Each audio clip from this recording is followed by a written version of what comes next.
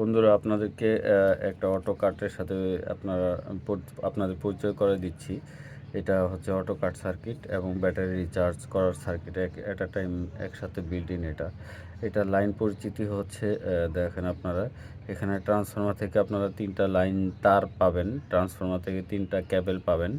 এই 3টা ক্যাবেল, এই 3টা যে কানেক্টর এখানে যে সোল্ডারিং করে আপনারা 3টা ঝালাই করে নেবেন, 1টা 2টা 3টা। আর এই 3টার কাজ শেষ হইল। এরপরে ব্যাটারির নেগেটিভ পজিটিভের মার্কিং দেওয়া আছে। এই একটা ছিদ্র, এখানে 2টা ছিদ্র আছে দেখেন।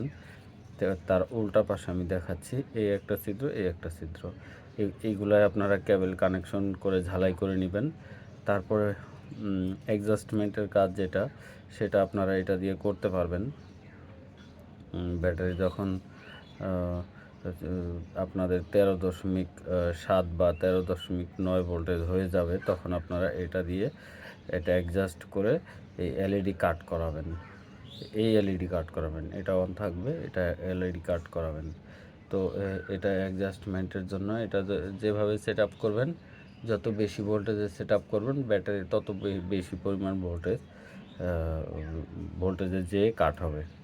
তো যা হোক, এবার আরেকটা বিষয় আপনাদেরকে দেখাইতে চাচ্ছি, যেটা গুরুত্বপূর্ণ। যারা লাইট ফ্যানকে অটো রাখতে চান, অটো বলতে আমি এটাই বুঝাইতে যাচ্ছি যে বিদ্যুতের সাথে আপনারা এই চার্জিং ফাংশনটা অন রাখবেন এবং বিদ্যুৎ চলে গেলে যাতে আপনারা একটা লাইট ইউজ করতে পারেন, 12 ভোল্টের একটা লাইট জ্বালাবেন। সেই ক্ষেত্রে আপনারা এই 2টা লাইন ইউজ করবেন। এই 2টা লাইন ইউজের ক্ষেত্রে দেখেন, এই একটা লাইন, এখানে নেগেটিভ পজিটিভ মার্ক করা আছে। এখানে পেয়ে যাবেন নেগেটিভ পজিটিভ আপনারা খুব সহজেই। এই 2টা লাইনের মধ্যে এটা হচ্ছে নেগেটিভ আর এটা হচ্ছে পজিটিভ, এই যে ব্যাটারি পজিটিভ। এই মার্কিংটা আপনারা ইউজ করবেন।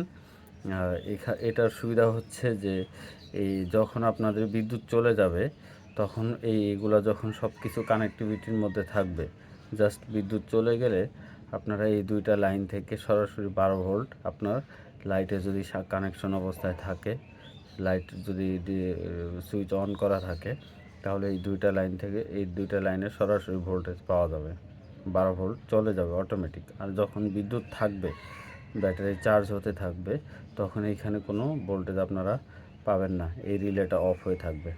আর যখনই মাত্র বিদ্যুৎ চলে যাবে, তখন এই রিলেটা অন হবে অ্যাট আ টাইম। এই লাইন থেকে এই নেগেটিভ পজিটিভ এই 2টা লাইন থেকে ব্যাটারি ভোল্টেজ পাস হবে। অর্থাৎ পাস হওয়ার মানেই হচ্ছে এটা সরাসরি আপনারা লাইন পাওয়া। তার মানে হচ্ছে কি, বিদ্যুৎ চলে গেলে অটোমেটিকলি আপনি লাইটটা চালু হয়ে যাবে। জাস্ট এটাই ছিল এটার পরিচিতি। আর বাকি আপনারা হয়তো অনেকেই জানেন এটার ব্যবহার বিধি। আশা করি আপনারা বুঝতে পারছেন। আপনাদের প্রয়োজন হলে এই বোর্ডগুলো আমাদের থেকে পারচেস করতে পারবেন। আমাদের কাছে প্রচুর স্টক আছে, যা লাগবে আপনারা অর্ডার করবেন। আপনাদের অসংখ্য ধন্যবাদ।